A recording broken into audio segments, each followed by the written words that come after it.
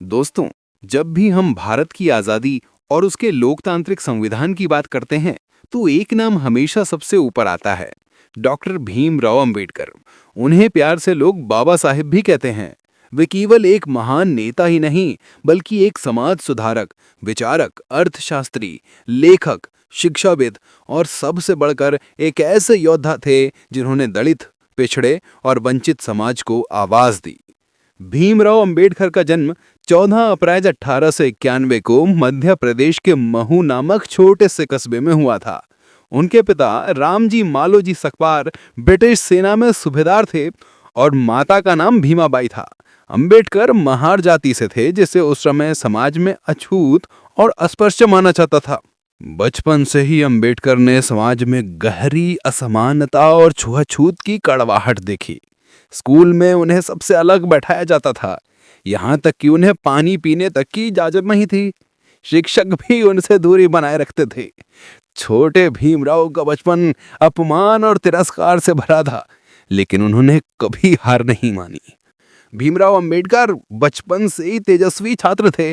उन्होंने कठिन परिस्थितियों में भी शिक्षा पाने का निश्चय किया।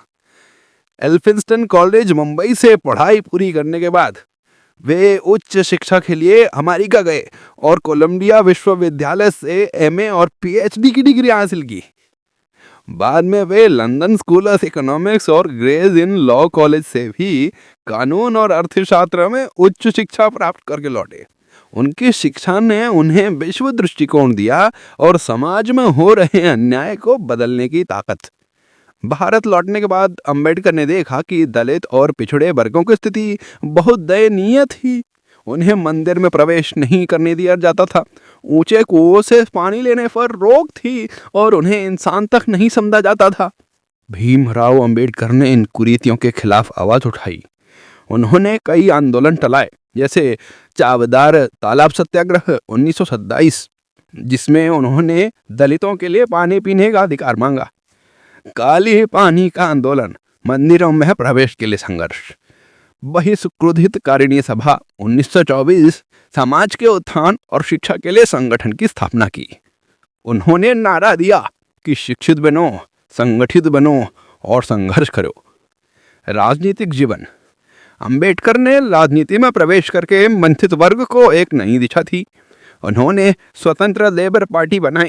बाद में all India schedule caste federation की स्थापना करी। वे वायसराय की परिषद में श्रम मंत्री भी रहे। उनकी राजनीति का मकसद केवल सत्ता पाना नहीं था, बल्कि दबे कुचले समाज को उनका अधिकार दिलाना था। 1947 में भारत आजाद हुआ और 29 अगस्त 1947 को डॉक्टर भीमराव अंबेडकर को संविधान सभा की प्रारूप समिति का अध्यक्ष बनाएगा।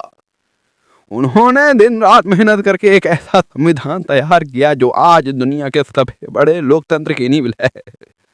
संविधान में उन्होंने सामान्यता का अधिकार, धर्म की स्वतंत्रता, शिक्षा और अवसर की समानता, छुआछूत का उन्मूलन और समाज के कमजोर वर्गों को विशेष संरक्षण दिया। इसीलिए उन्हें भारतीय संविधान का शिल्पकार कहा जाता है। अंबेडकर ने महिलाओं को बराबरी का दर्जा दिलाने के लिए भी काम किया। उन्होंने हिंदू कोड बिल लाकर महिलाओं को संपत्ति, विवाह और तलाक में अधिकार दिलाने की कोशिश की। अंतिम समय तक अंबेडकर जातिवाद और छुआछूत से दुखी रहे। 14 अक्टूबर 1956 को उन्होंने लाखों अभियामियों के साथ बौद्ध धर्म अपनाया और कहा, मैं हिंदू पैदा हुआ था, एक हिंदू और के नहीं मरूंगा। इस कदम ने पूरे भारत में सामाजिक क्रांति ला दी। 6 दिसंबर 1956 को डॉक्टर भीमराव अंबेडकर का निधन हो गया, लेकिन वे आज भी करोड़ों लोगों के दिलों में जिंदा हैं। उनकी विरासत सिर्फ किताबों में नहीं, बल्कि समाज के हर उस इंसान में है जो समानता, भाईचारे और न्याय की लड़ाई लड़ा है। आज भारत जिस लोकतंत्र और संविधान पर गर्व कर रहा है, उसके नींव बाबा साहेब अंबेडकर नहीं रखी थी। उनका जीवन हम सबको ये सिखाता है कि सच्ची आज़ादी तब होती है जब समाज का सबसे आखिरी इंसान भी बराबरी का हकदार हो।